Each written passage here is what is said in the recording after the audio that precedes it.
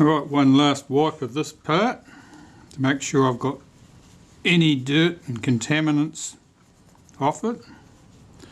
The main enemy with shutter blades in particular is oil. If oil gets on those blades, because they are very highly polished and they're quite flexible, they will stick together.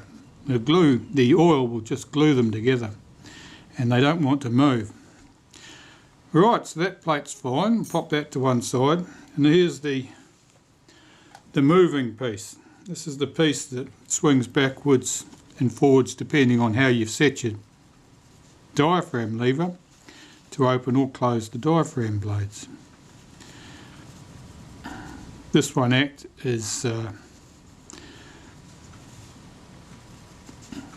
surface of this is against the diaphragm blades, and again we need any traces of oil and contaminants off it, because the diaphragm blades are also prone to getting oil on them. The shutter blades are protected to a large degree because you can't easily force the blades open on most shutters. That action is done by a spring. And so if the blades are reluctant to move because they're glued together by the oil, then all that happens is that the blades don't move. They are not subject to any damage. But the diaphragm blades are a little bit different in that regard, because if the diaphragm blades are well glued together with oil, and your 200-pound gorilla decides he's going to move the diaphragm setting regardless, with enough force you will do something. If the blades don't move, then it means that their pivots are likely to get torn out of the blades, and that's what frequently happens with a diaphragm in a camera where the blades are oily. And this is much more common in cold weather than hot weather, because in cold weather any oils will be more viscous, thicker and gooier, and stick things together better. And in warm weather they'll soften up and go runny. So you may find that a shutter will work fine in warm weather, but it will not work first thing in the morning or in the depths of winter. Right, now we've got to clean up the blades. Now the diaphragm blades I will start with, because I'm going to assemble the diaphragm first.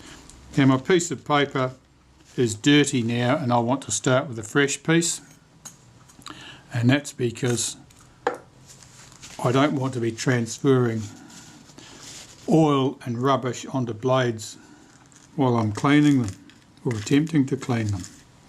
So our diaphragm blades.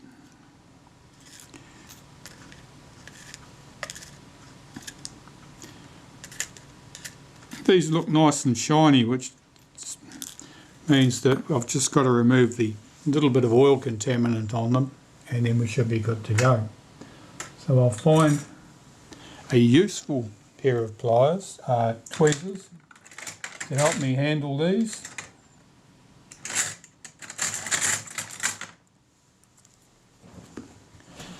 And make a start.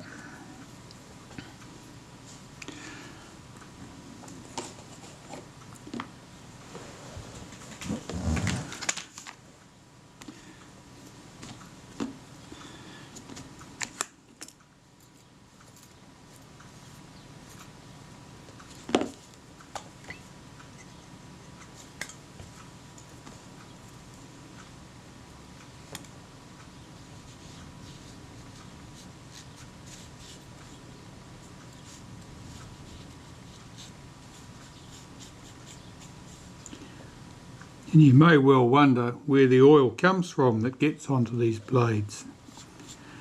Well, how it gets onto the blades is basically it moves there from other places, either in the shutter or quite typically in the focus helical. And as far as I can tell, what happens is that,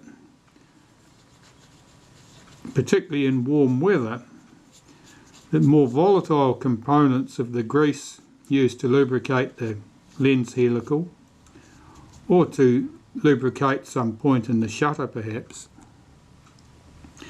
will vaporise, and it has a useful habit of settling on any useful surface, and most likely it's going to settle up on the blades, and it settles on the blades. Then over time more and more of it settles there, and eventually the blades will stick together, which is why you don't want to be using oil in or around shutters to any extent at all, and lubricants that you do use ideally will be some super duper modern formulation, guaranteed not to cause problems of that nature. Whether that's true or not is something you won't find out for decades, by which case it's too late. However, all these problems can be fixed by cleaning.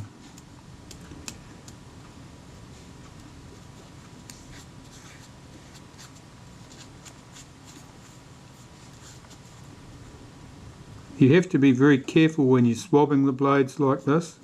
I'm being very careful to hold them down on the paper while I do it, because if you get too enthusiastic you can catch the end of the blade while you're cleaning it, and you don't want to bend the blades. The blades are very, very thin. They're quite a springy material, but you certainly do not want to push them, because they will take a set, and it is very, very difficult to reassemble a diaphragm, as you'll see shortly, if the blades don't lie flat. The main cause for blades that don't lie flat, of course, is that they've been contaminated with oil, and that oil has stuck them together quite well, and the setting lever has been pushed, and you're pushing on one end of the blade and the other end of the blade is fixed in its socket. It forces the blades upwards, it gives them a set, it curves them. And that's the sort of thing that happens before you get to the stage where it tears off pivots. Alright, those blades are clean now. That should be ready for reassembling. So that's my next task, is to reassemble the diaphragm. Okay, so I've got my components cleaned here for this diaphragm. So now I need to reassemble it. And this is always an exciting thing to do. First of all, I'll show you the jig I use for assembling the diaphragm. As you can see, it's nothing particularly high-tech. It's 2 half-inch sockets, 10mm in this case, and I think the other one is a 27mm, and a little block of wood. It loosely keeps these two components aligned. And basically what I'll do is start with this plate.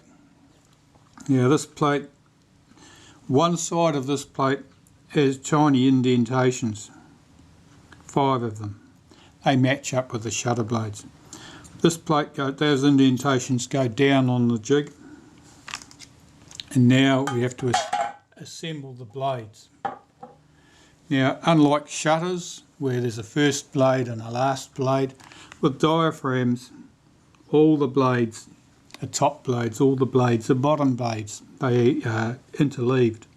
So I'll just start assembling these in place. Now the diaphragm blades have got a rivet at each end. The rivet that's going into these fixed positions on this plate, they are the rivets that are closer to the centre of the blade at the end. The rivets that end up in the slots in the moving ring They are on the edge of the blade. Don't mix them up.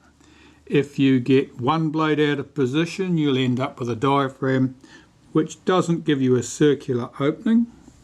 And if you get them all wrong, you may end up with a diaphragm that doesn't open completely at all. Let's get these blades in place. Now, if these blades are distorted because they've been bent, because they've been stuck together with oil at some stage in their past, then assembling them is very tricky.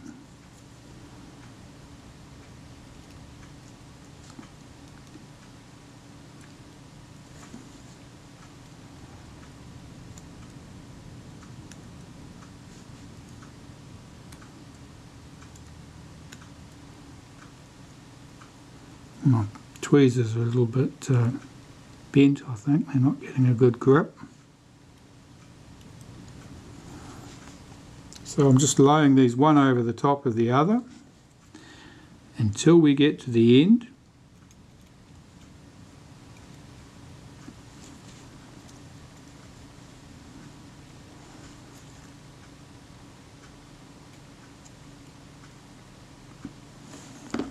And here we go. Now I've got to pull back that blade there to expose the hole that I need to set my next blade in.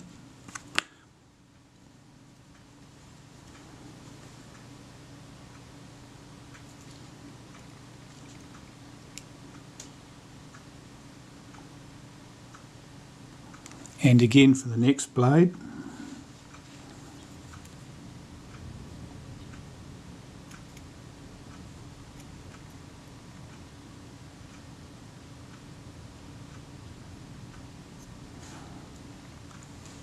And again for the next blade.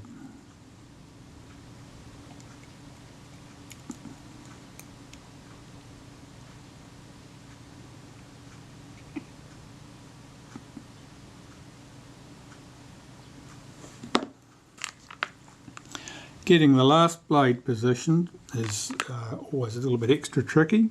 We'll see if we can get this done. The blades are, that blade's not running back over its mate smoothly enough. That's better. One last blade.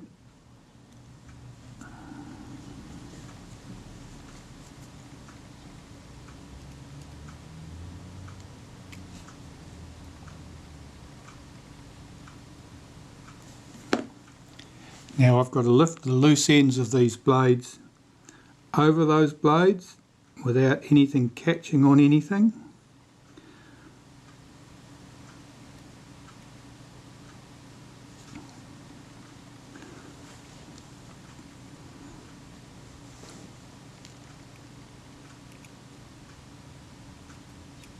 That blade is not sitting correctly.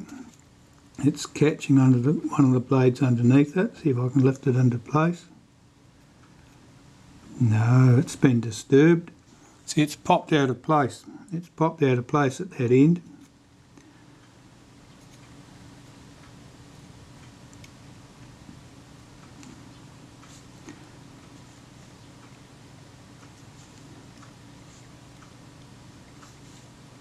Now I may have to restart that entire process to rescue that situation, but I'm going to attempt to do this without doing all of that work. This plate goes on in one position. This plate is a slight countersink in those two mounting holes. That's where the screw heads fit. So that countersink goes down. Now there are two mounting screw holes here and here.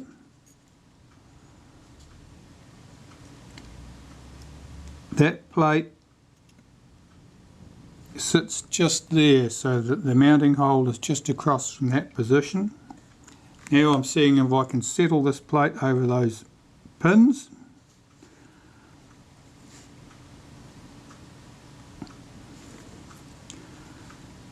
And it's settled over some of them and not the others. So I'm just going to nudge those into place. with my tweezers,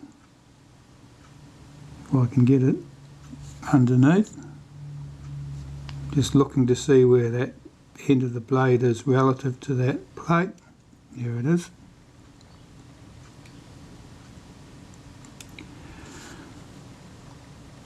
If this had gone smoothly to start off with, of course I wouldn't be doing all this mucking around. And it can go smoothly. Goes smoothly fairly often for me, but not today obviously. And I'll just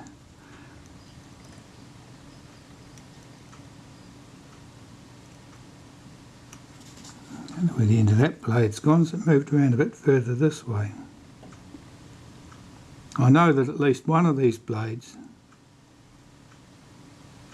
is pulled out of its locating pin in the fixed plate.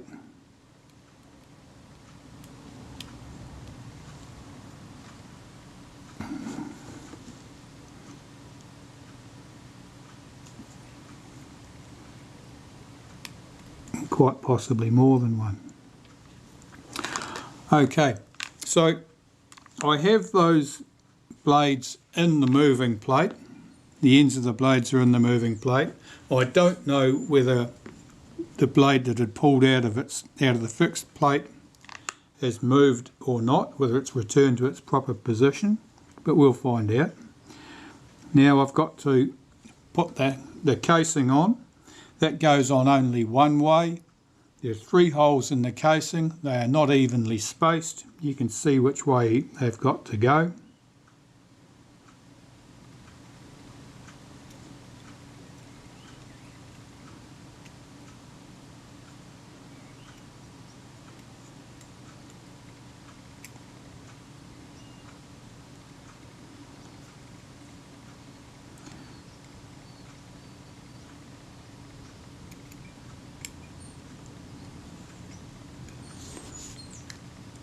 I'm turning it over and I'm lifting off the outside piece of my jig, which can then go underneath just to support this, and I'll line up the screw holes that hold this plate to the body.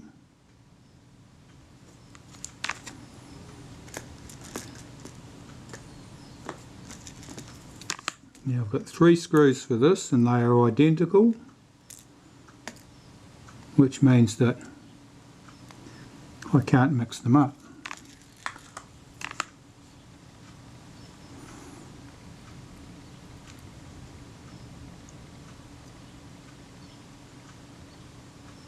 I'll get these screws started.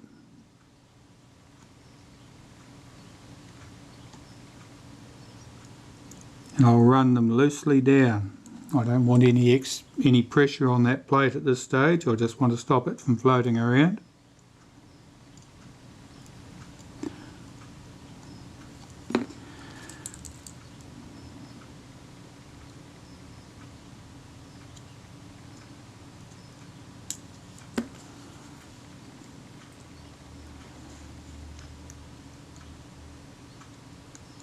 I can see someone's been here before me, because they've left a scratch mark in here to tell them the correct alignment of this plate, which tells me that they were very unfamiliar with the shutter, because the plate can only go in one physical way. Right, so that's all in place, and I'm checking now to see if all of the blades have their pins sitting in their sockets, and I can see a blade there that has not. I'm going to try and move that across, and a blade there that has not. So I'm going to see if I can get those 2 blades to settle correctly.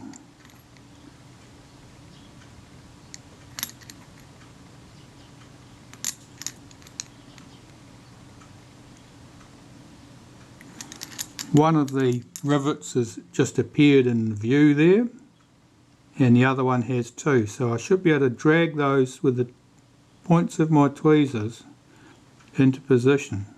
Here they are. So now all the blades are settled in their sockets there, and I'll just nip those screws up slightly. Again, I'm not tightening them right up. I'm just taking the slack out of it.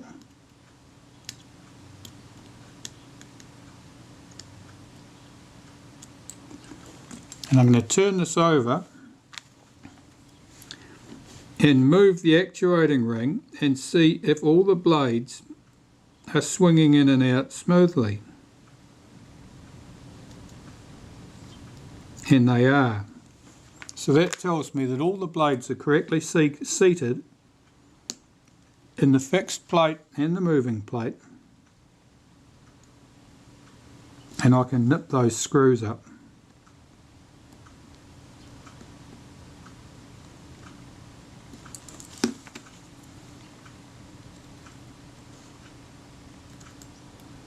That moves smoothly.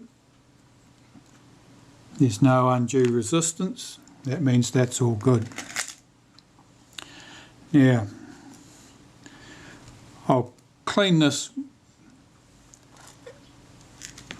setting ring up and its two screws, and then I'll pop that into place.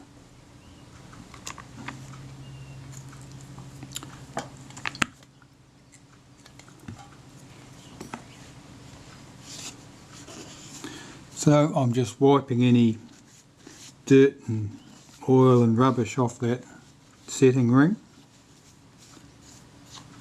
There's not a lot of oil in this shutter, not by usual standards. It's quite clean.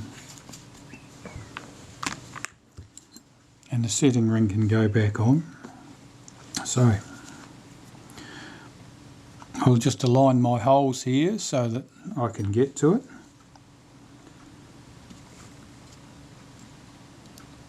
And the ring goes on, of course, so that the pointer lines up with the scale.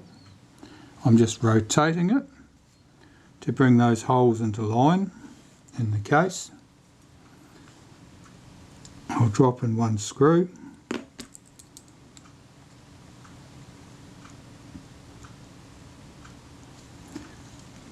It's not quite picking up.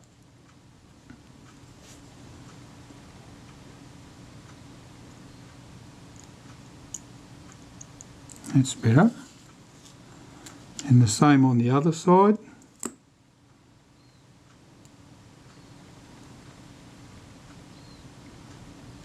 Here we have it.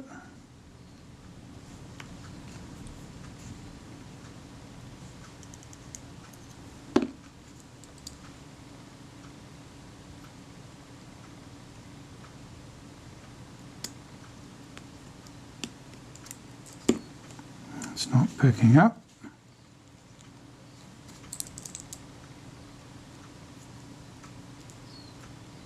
It's better. Right, I'll just lean these on the, so that I'm supported under here, I'll just lean those on the edge of that block. Just nip that screw up. You gotta be careful not to over tighten these. The screws are very small, easily stripped. And if you do strip them out, then the rescue is typically to fit them in place and then rivet over the end of the screw at this side in order to turn the screw into a rivet. Fortunately, we haven't done anything awful like that. Okay, so there's our aperture. It's swinging through its range. This one, of course, f3.5 is the maximum aperture of the lens going to this camera, and the setting has been stopped at that point to save you swinging the diaphragm open any further than that. Although the shutter would easily cope with an f2 lens if that stop had been removed. So that's all I need to do there. That diaphragm is all cleaned, it's finished. It's the setting lever moves smoothly. It has some resistance. You need it to have some resistance to movement, otherwise you would knock it when you're trying to set the shutter or adjust the focus, and then your exposures would be all over the place. So much for that task. Now I can turn my attention to cleaning the shutter blades, and then we'll get those parts assembled. So here I have my shutter blades. Of course there are no rivets on these that I can pick up with tweezers to manipulate the blades. So I normally just poke these around my piece of paper with a clean toothpick. So the blades need to be swabbed with the solvent to remove any traces of oil and grease.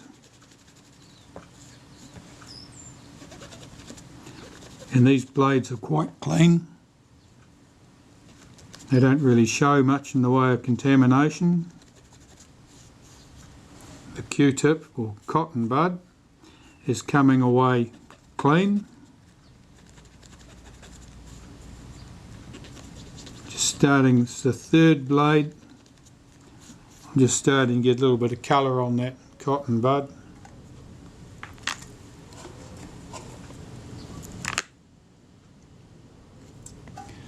If they were bad, you'd be using a cotton bud per blade quite frequently.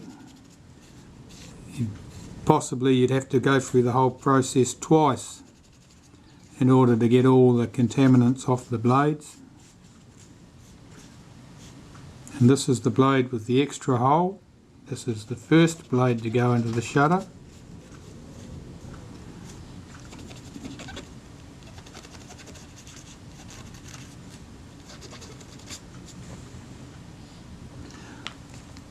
So now I'll inspect the blades closely to see if there are any marks. If there were any serious marks on these, I would probably polish them with a bit of Brasso and then clean them off in the same way I've done these blades already to remove any excess, any leftovers from the Brasso. But these blades just look like new really. So there wasn't much hard work involved there. Now we come to install them onto the mechanism plate. And I'll probably add a bit of lubricant to that mechanism plate at this stage. And I'm going to lubricate the mechanism plate with some graphite powder. So I'll just move this forward, put those blades up out of the way. There's our number 1 blade.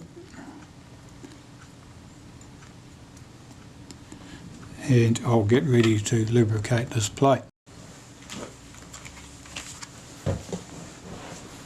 Alright, I'm just going to lubricate my mechanism plate with a bit of graphite powder.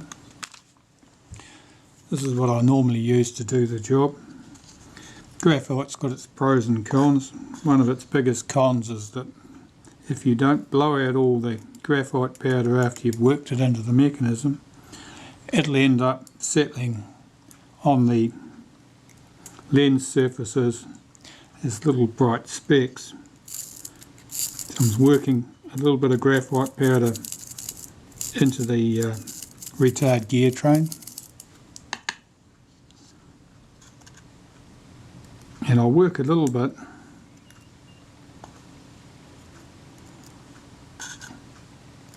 into the blade actuating ring.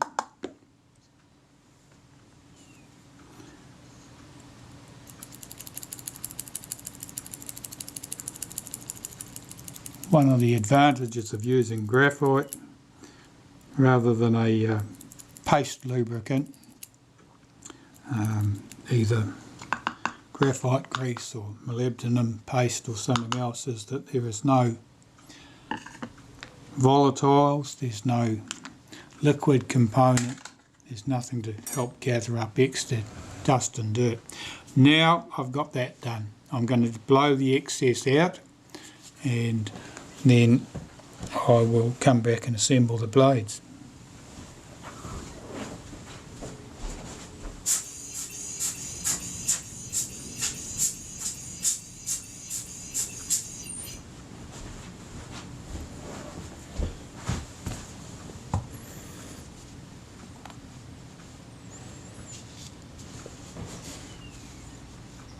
There we go. Let's see how we get on with this. So for the shutter blades, first I will just make sure that that surface is clean. going to unhook the spring. It returns the actuating ring. So now that the actuating ring is in the blade's open position, and that's how I'm going to install the blades.